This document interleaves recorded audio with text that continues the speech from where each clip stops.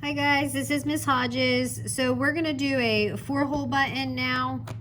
In this video, I'm going to create again a thread shank on this 4-hole button just so you see it a second time. Typically, most people don't make that thread shank, but in a garment, we would always want to make that thread shank. So I've go ahead and I've threaded my needle and I've tied the knot at the end with the two ends together. So we technically, again, this is what we call having a double or 2 threads there. Okay. I'm going to start from the back of my fabric once again. And I'm going to make a little marking stitch. Again, if you were sewing your button on to your shirt that it had fallen off of, then you probably can see where that is. But when we're sewing a new button on a new garment, we want to make sure that we're marking that placement. So we're going to do the same thing. We're going to start from the bottom and we're going to put our button in any one of the holes.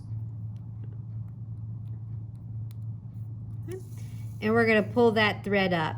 So it should be, again, nice and flat on the bottom, the back side of your fabric. So the first stitch that we're actually going to do on a 4-hole button is what we call a stay stitch. Let me grab my paper here so I can demonstrate this.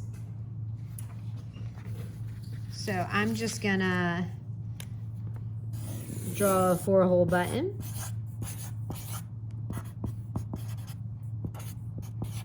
Okay, so the first stitch we always want to come in, it doesn't matter what letter you choose, but we're going to choose A. So we're going to come up in A. And the first stitch we're going to do is going to be straight across to B. And that's going to be what we call our stay stitch. And that's going to help our button from moving when we're trying to sew it. The rest of the stitches we are going to do are these crisscross diagonal, what we make it look like an X. And we're going to go from, since we went down in B, we're going to come up in C and go back down to B. Okay? Then we're going to come up in D and we're going to go down in A. So we're going to do this crisscross, C to B, D to A. And really, to be honest with you, the letters don't matter. What matters is that you're making this X pattern. And we're always going to alternate our X. That makes it much more stable when you are sewing your button on. So we'll always go C to B or B to C or A to D, D to A. It doesn't matter, but we're gonna go C, B, D, A, C, B, D, A, okay? And again, the rule of thumb is about 5 times. So we do the first stitch as a cross stay stitch, then we're gonna make our diagonal and make that letter X on our button, okay?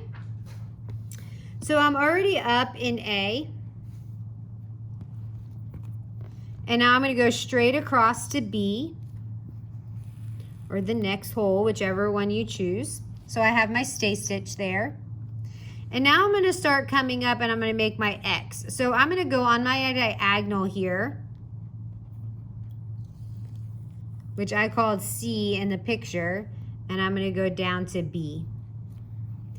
Now before I get too far into my stitching, I am going to take that pin and I'm going to put it underneath my stitches so that that's raising my button so I can make the thread shank. Okay? And now I'm getting ready to do the opposite diagonal, which on the picture I showed you was D to A. Okay? So now I have a nice X in there. And we're going to continue that X. So that was one.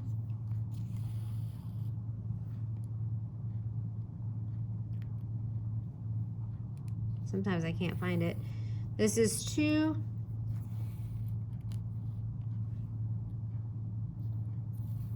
Here's 3.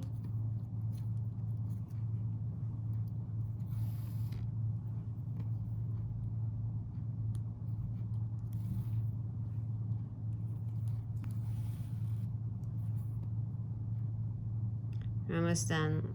I'm going to stop at 4 just for demonstration purposes. But that really gives you a nice secure stitch on that button.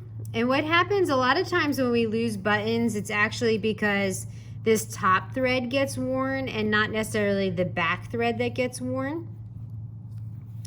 So with us doing the alternating crisscross, it's less likely that you're going to lose your button, okay? So now I'm ready to make my thread shank. Again, I'm going to remove that ballpoint pin, and it's gonna lift that, that button up off the fabric so that I can make our thread shank in there. So I'm gonna go back up from the bottom. So in from the bottom, and then between my button and the fabric, I'm going to wrap it around. I'm getting stuck on the button. Oops, something.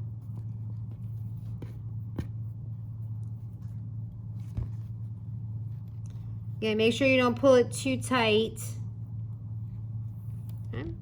And now that I've made my thread shank, I'm going to go back down to the back of the fabric.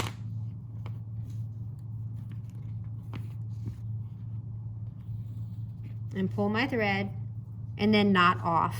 So again, when we knot off here, we're going to go underneath some of those stitches.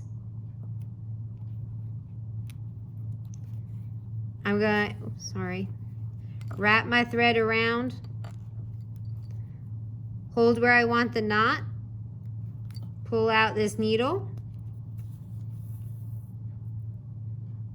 and I'll pull tight, and then I've got that really nice knot. Okay, last thing you need to do is clip off those extra threads. Put your needle in your pin cushion, and you've got your 4-hole button with a thread shank. There's our thread shank.